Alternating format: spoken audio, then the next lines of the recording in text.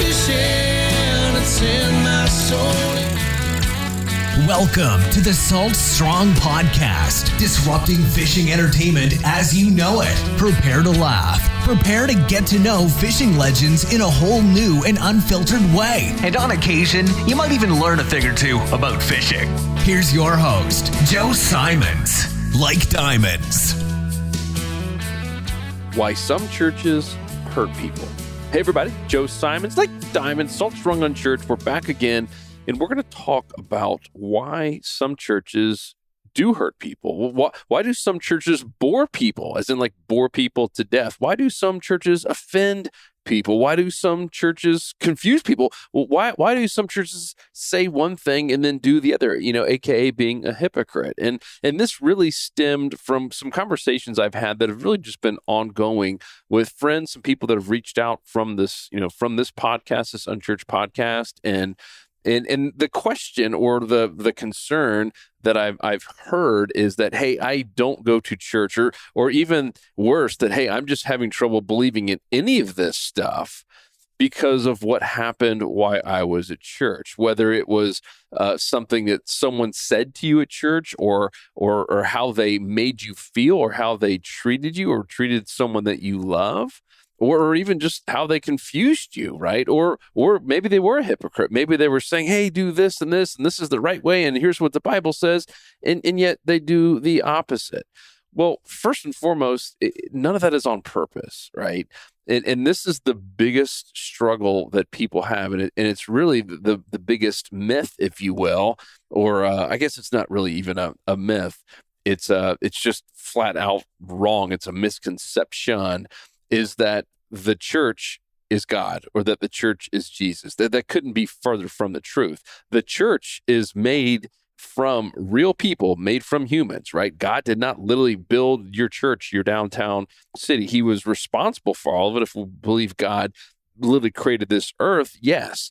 But he did literally not sit there with a brick and hammer and build this thing. He's not the one up there in front of the pulpit or the pew or wherever the person happens to be doing the sermon from. And he's not the people in the church, right? I mean, God is in all of us, but it is not him. We can't just all of a sudden say, oh, this one pastor said this, and that means God believes that, or that's Jesus. No, humans are imperfect.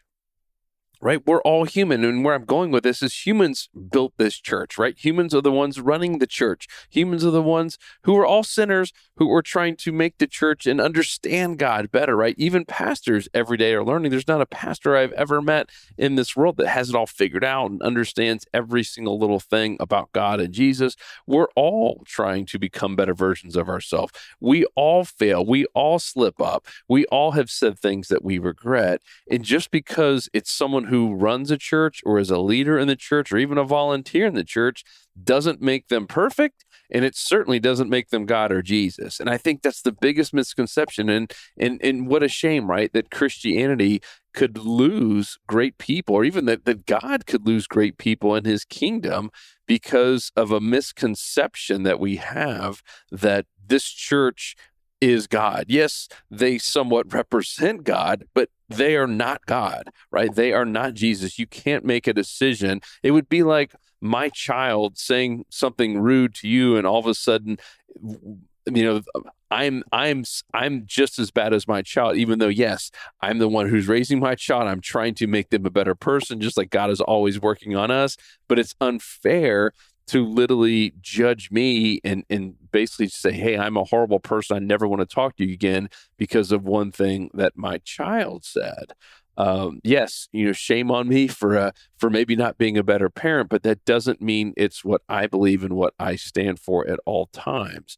And speaking on that, I've heard this as well, even from some close friends and family, like, oh yeah, I just can't ever, send my kids to any type of a Christian, camp, because that's where all the pedophiles are. And I'm like, what? Huh? What? Who told you that? And that does make the news, right? And think about it. Satan loves that stuff. And yes, there is a spiritual warfare. Even if you're having trouble envisioning a God and a Satan and believing that these things exist, there is spiritual warfare out there. There is certainly good and evil forces.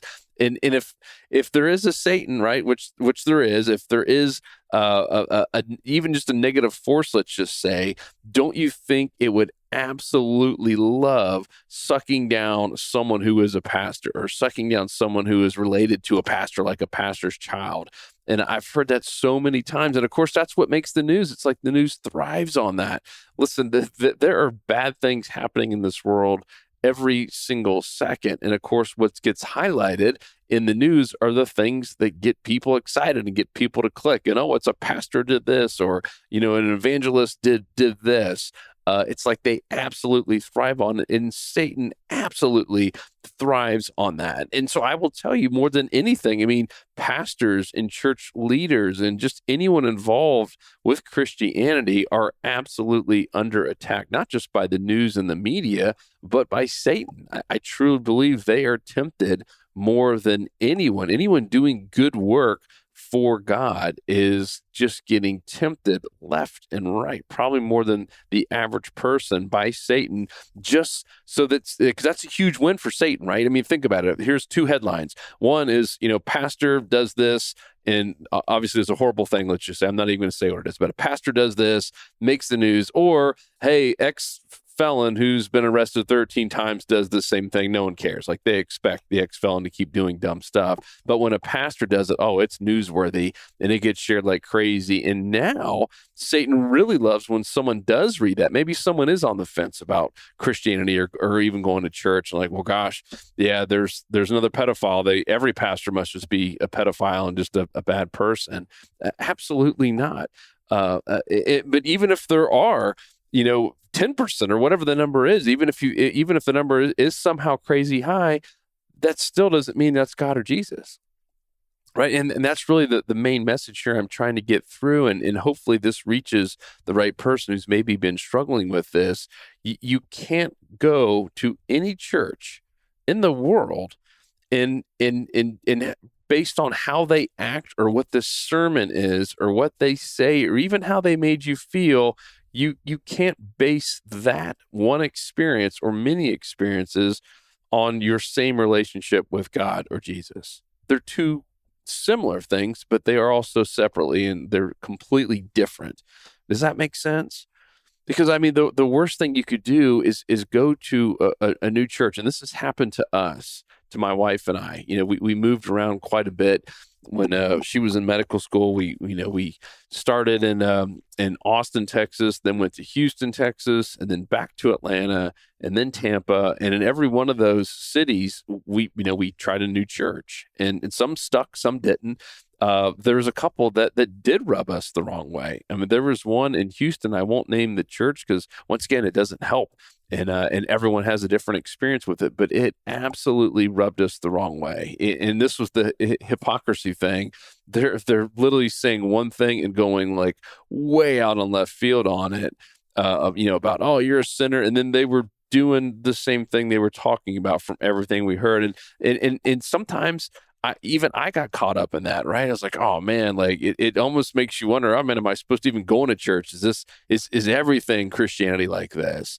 Right. And that's the slippery slope. That's what Satan wants you to do. That's what he's hoping. He's like, oh, I hope they see this, right? I hope this one makes the news. Every time he gets someone in the church to fall, I'm talking about Satan. Anytime Satan gets someone in the church to fall or stumble, he is just hoping it makes the news, and he's hoping it convinces people not to go to church, not to believe, and just assume, hey, that's just Jesus and God stuff. Man, it's just corny, and they're all a bunch of hypocrites, and they all do the opposite of what they preach. That's what they're hoping, but that is not the truth, right? I mean, the church is made up of humans, of imperfect people, of sinners, right?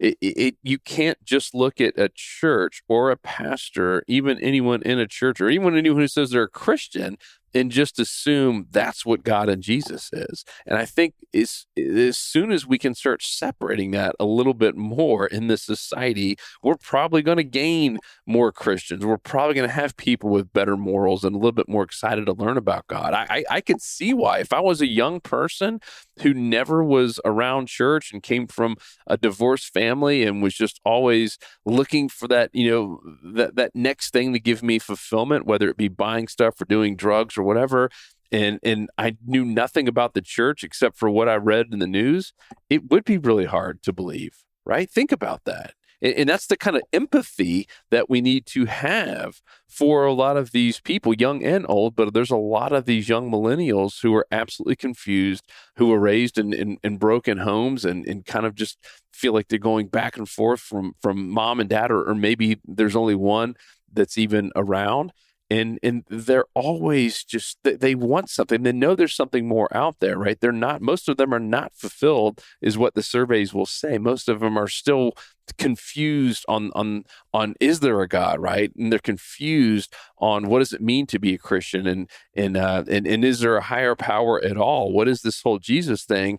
And if they've never been to church and all they've done is read what's in the headlines, which is the negative stuff, you don't ever read about the stuff that's positive about churches, right? When was the last time that you got to see a front page news talking about all the amazing thing churches are doing, and how many people have been saved and have come to Jesus, how many different homes they've built, and how much money they've given away to help our communities? That never, ever, ever makes the news. As I said in a prior podcast, there's so many positive things going on in this world, and it's so easy to all of a sudden be disguised that, oh gosh, this whole world's falling apart and there's only negativity. But once again, going back to this young person, this is where we as Christians need to stand up and need to set good examples, even though we all also imperfect and all make mistakes. I feel for that young millennial who has never experienced God, who's never experienced Jesus, and all they have to go off of is what they read in the news. I mean, think about it, right? If that's all you did was read the news about God and Jesus, you would think they're the biggest bunch of hypocrites. You got a bunch of pastors who are pedophiles, because that's all that makes the news is the negative stuff. So I just want to remind all of you that pastors and pastors' children and their families and anyone doing good for God is under attack. Satan attacks families like that and people more than anyone. Satan loves when a pastor trips up, or loves when someone, a big name in the church, says something dumb or inappropriate. I mean, all of a sudden they just want to put that in the limelight and just try to convince more people that this is God or this is Jesus. It couldn't be further from the truth. Just know that God loves you unconditionally. He is just dying to have a relationship with you. And, if that means that you need to find a new church, so be it, right? We skipped around churches quite a few times just because of that. And in our case, a couple of them bored us to death. And I'm just being honest, I just wasn't getting much out of it, and neither was my wife. And that's why there are a bunch of denominations, as I talked about last time. It's just like music, right?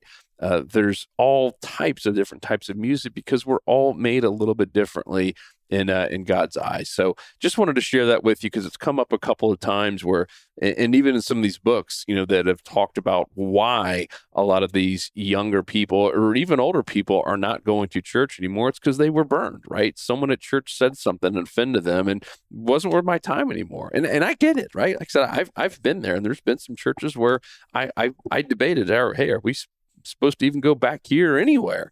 Not to say is this stuff all hokey pokey, but it was more like, what, gosh, why am I going here if they're complete hypocrites? And I have to stop myself and remind myself that they're imperfect people. Everyone in there, including the pastor, are imperfect people. They're sinners. They're all on the same boat we are in terms of living, breathing humans who are trying to understand, who are trying to get one step closer to God, who are trying to get one step closer to being better versions of ourselves and living a more godly life. And sometimes even the people up at the top do stumble. Sometimes even the people at the top do trip up or do make one bad mistake. And sadly, those are the things that make the limelight, right? Those are the ones that make the headlines. And then really sadly, it convinces people who might have been on the fence or maybe even unsure, just to say, you know what, yeah, this just must be everyone. And they just lump all Christians and all pastors into one bad bucket. And it's sad, and I don't know that that'll ever stop, right? In this day and age with social media and all the negativity in the news and how they react to stuff and what they know works in terms of getting clicks, it'll probably never stop. So it's going to be up to us to set good examples and to explain to people, hey, that this is not God. What you're reading here in the news, this is not what Jesus is about, right? Let's go back to the Bible, right? Let's go back to something that has been around forever and has sold more copies and has been given away more than any other book in history. Let's go back to this. This is where you find the truth. It's not on the headlines in social media or in Facebook or Twitter. It's not on the news, right? It's not the stuff that you see. And it's not even the people who may or may not have burned you or said something bad about you or been hypocrites in a church. Going back to the Bible is super helpful. We talked about in our C12, I'll leave you with this. That's the group I'm part of with a bunch of other good Christian men. And I love it because we all have struggles ourselves. We all have temptations and things that we're dealing with, both as men and husbands and dads and leaders, and just trying to set good examples and doing the right thing. And one of the questions that came up was, all right, I know all this truth is in the Bible. I'm having a really tough time reading it. It could be sometimes confusing. And what am I reading? Right. And there are some books of the Bible that are easier to read than others. Let's just be honest. And in fact, I did a whole podcast on that. And I shared what I do is I have that 1 year Bible that you can get on Amazon for $15 or whatever. And it breaks down the entire Bible in 365 days. And I'm thoroughly enjoying it. And learning something new every single day. And I've gone through it now a couple of years. So I've essentially read the Bible a couple of times from front to back. But it breaks it out into the different books based on Old Testament, New Testament, and Psalms and Proverbs. And it's wild how many times there's been something on my mind or my heart. And when I go to that day, let's just say it's June 20th or July 15th or September 1st or whatever it is, it's broken out literally by the day, and you read it that morning. I just do it every morning before I kind of get going while I have coffee. And it is wild how many times the thing I've been thinking about or praying about, the answer is right there. It's crazy how God works. Some of it's unexplainable, that literally the answer to what I've been thinking about and praying about or struggling with is literally right there on the day that I was supposed to read it. It's wild. Try it out yourself. That 1 year Bible, it's amazing. And once again, if you have any questions on this or anything, hit me up, joe@saltshore.com, joe@saltshore.com. I'd love to hear from you. And if there's other topics or questions like this really came about because of some questions I heard from people and some feedback I received about, about church and being hurt by the church. And why do churches hurt people? Once again, I would have reiterated it. The churches aren't really hurting you. It's the people inside the churches who are hurting people. It's the imperfect and sinners that are hurting people inside of churches. It is not God. It's not actually the church. The church can't hurt you. And it's also obviously not Jesus. So I hope that was helpful. And otherwise, guys, I will talk to you on the next episode. 'Cause fishing, it's in my soul. It was passed down to me from the days of old. Find us on the water if there was a way. It's been said my papa, he wrote the book on catching big reds and 20-pound snook. I wish I knew all the things he knew today. For he's the reason why we are this way. And he put fish in our soul.